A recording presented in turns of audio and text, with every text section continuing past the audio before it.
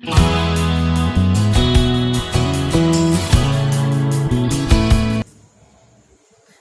Morning, welcome to all. हमारी आज की क्लास में आप सभी का स्वागत है। हमारा आज का लेसन है पार्ट 4 संधि।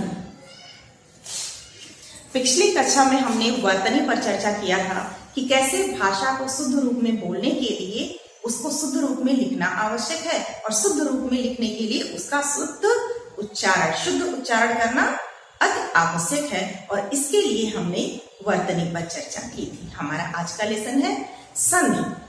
संधि का सामान्य अर्थ होता है योग अर्थात मेल। संधि का सामान्य अर्थ क्या होता है? संधि करना यानी योग करना या मेल करना। तो संधि का क्या अर्थ है? मेल अर्थात दो या दो से अधिक को मिलाना। लेकिन जब हम भाषा शास्त्र की बात करते हैं, व्याकरण की बात करते हैं, तो हमारे भाषा शास्त्र में व्याकरण में इसका इस शब्द का जो प्रयोग है किसी वस्तु को मिलाने के लिए या किन्हीं व्यक्तियों के संबंधों के विषय में बात करने के लिए नहीं है, बल्कि यहाँ पर हम चर्चा कर रहे हैं कि भाषा की जो इकाई है, ध्वनियां हैं या वर्ण है, ध्वनियों को ही हम वर्ण कहते हैं। तो जो भाषा की इकाई है, उन ध्वनियों के मेल से उनमें जो परिवर्तन होता है उन्हें हम क्या कहते हैं? संधि कहते हैं। तो इस प्रकार संधि क्या है? इस प्रकार संधि क्या है? ध्वनियों या वर्णों का मेल है। इनके मेल से जो परिवर्तन होता है, यानी दो ध्वनियों के मेल से जो परिवर्तन होता है, दो वर्णों के मिलने से जो परिवर्तन उनमें होता है, उसे ही हम भाषा शास्त्र की भाषा में क्या कहते हैं? व्याकरण शास्त्र में उसे हम संधि कहते हैं। यह संधि आप अच्छी तरह जानते हैं। हमारी वर्णमाला की चर्चा में पहले पार्ट में हमने आपको बताया था ध्वनि अर्थात वर्ण कितने प्रकार के होते हैं। मुख्य रूप से दो प्रकार के होते हैं, स्वर और व्यंजन।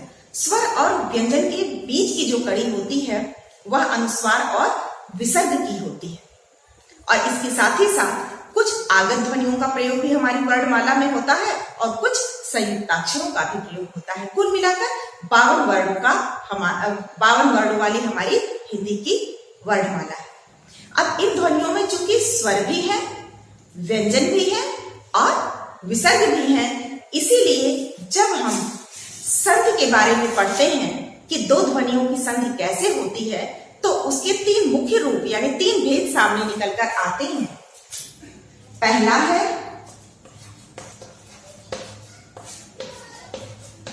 स्वर संधि, दूसरा है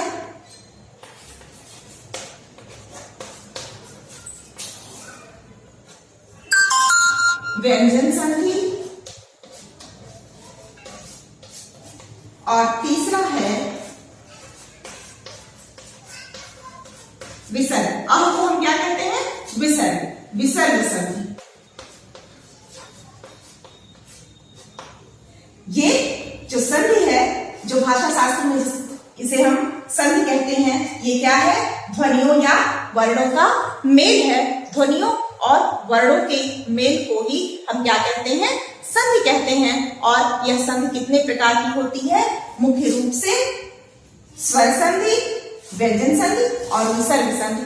तीन प्रकार की संधियों का प्रयोग हमारी हिंदी भाषा में होता है। इसके अंतर्गत कई उपभेद भी हैं। इन उपभेदों की चर्चा हम हर भाग में अलग अलग करेंगे। आज हम संधि का सामान्य परिचय ज्ञात कर रहे हैं, इसलिए हम कुछ संधि युक्त वर्णों का अभ्यास करेंगे, जिसके द्वारा यह स्पष्ट हो सके कि संधि क्या है। हमने कहा कि स्वरों में भी संधि होती है, व्यंजनों में भी संधि होती है और विसर्ग का भी अन्य ध्वनियों के साथ मेल होता है। संधि यानी मेल। तो ध्वनि के साथ जो मेल होता है वह स्वर के साथ होता है तो स्वर संधि होती है। व्यंजन का व्यंजन अथवा स्वर के साथ होता है तो व्यंजन संधि होती है, और विसर्ग का अन्य ध्वनियों के साथ अर्थात स्वर या व्यंजन के साथ होता है तो भी उसमें अन्य प्रकार का परिवर्तन आता है जिसे हम संधि कहते हैं। तो इन सभी को विस्तार से चर्चा अलग अलग भागों में करेंगे। आज हम संधि के अंतर्गत इन सभी संधियों के यानी तीनों प्रकार की संधियों के कुछ शब्दों को लेकर के उनका वर्ण विच्छेद करेंगे। वर्ण विच्छेद करना संधि में एक प्रक्रिया है। या तो हम विच्छेद किए हुए वर्णों की संधि करते हैं और बताते हैं कि यह कौन सी संधि है, या फिर हम क्या करते हैं, संधि युक्त कोई भी शब्द हमारे पास होता है और हम उसका वर्ण विच्छेद करते हैं। तो आइए कुछ शब्द देखते हैं। जैसे पहला शब्द हम लेंगे विद्यार्थी। पहला शब्द हमने क्या लिया, विद्यार्थी। विद्यार्थी में कैसे हम वर्ण विच्छेद करेंगे? विद्यार्थी शब्द किन वर्णों के संयोग से बना है, किन वर्णों के मेल से, तो यहां पर ध्यान देंगे। विद्या प्लस, आप योग भी कह सकते हैं, विद्या जो या विद्या प्लस अर्थी अर्थात प्राप्त करने वाला, या विद्या को प्राप्त करने वाला या विद्या का ज्ञान अर्जित करने वाला। अर्थी यानी अर्जित करने वाला। ठीक है, तो यहां पर हमारी कौन सी मात्रा यहां पर आई है? या के साथ आ की मात्रा आई है। मैं आपको बताया था स्वर पढ़ाते हुए कि स्वर जब व्यंजनों के साथ में प्रयोग किए जाते हैं तब क्या होता है, तब उन्हें मात्रा के रूप में प्रयोग किया जाता है। तो यहाँ पर कौन सी मात्रा आ रही है? आ की, और यहाँ पर अ की, और दोनों मिलकर क्या बनाते हैं? विद्यार्थी या विद्या प्लस अर्थी। ये कौन सा बड़ा वाला मात्रा प्रयोग हो रहा है? आ। इसी प्रकार हम अन्य शब्द भी देखेंगे। स्वर के साथ साथ हम किसका प्रयोग करते हैं? व्यंजनों का भी प्रयोग करते हैं। तो एक व्यंजन शब्द लेते हैं, जैसे जगत प्लस ईश। अब जगत प्लस ईश है तो अब क्या बन जाएगा? जगत, यहां पर हलंत लगा है यानी कि ता, ये क्या है? व्यंजन है, ता है और ई है। ता और ई मिलकर क्या बन जाएंगे? ये मिलकर के ता और ई, इधर ये स्वर है, इधर ये व्यंजन है, दोनों मिलकर क्या बन जाएंगे? दा। ता और ई मिलकर क्या बनेंगे? दा। और शब्द क्या आएगा?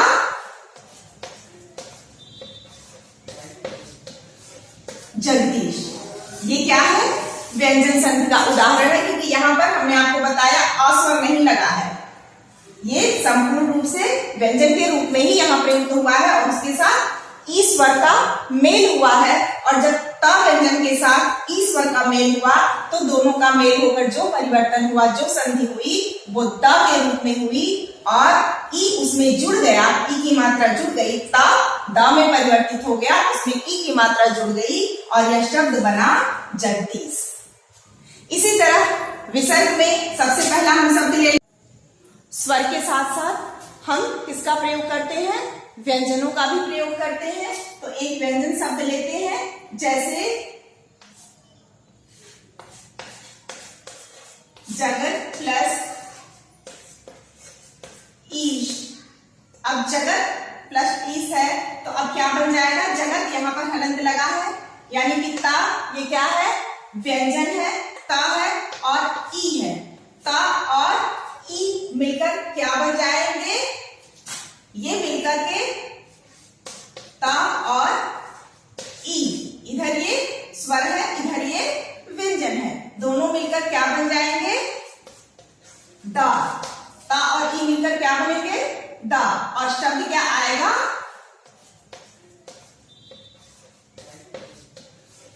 जगदीश। ये क्या है? व्यंजन संधि का उदाहरण है, क्योंकि यहां पर हमने आपको बताया अस्वर नहीं लगा है।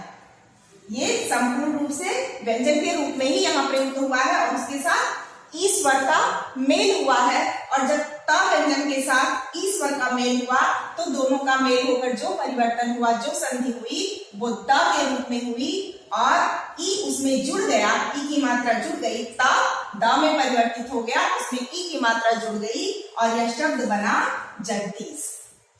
इसी तरह विसर्ग में सबसे पहला हम शब्द ले स्वर के साथ साथ हम किसका प्रयोग करते हैं, व्यंजनों का भी प्रयोग करते हैं। तो एक व्यंजन शब्द लेते हैं जैसे जगत प्लस ईश। अब जगत प्लस ईश है तो अब क्या बन जाएगा, जगत यहाँ पर हलंत लगा है यानी कि ता, ये क्या है, व्यंजन है, ता है और ई है। ता और ई मिलकर क्या बन जाएंगे, ये मिलकर के ता और ई, इधर ये स्वर है, इधर ये व्यंजन है, दोनों मिलकर क्या बन जाएंगे, दा। ता और ई मिलकर क्या बनेंगे, दा। और शब्द क्या आएगा,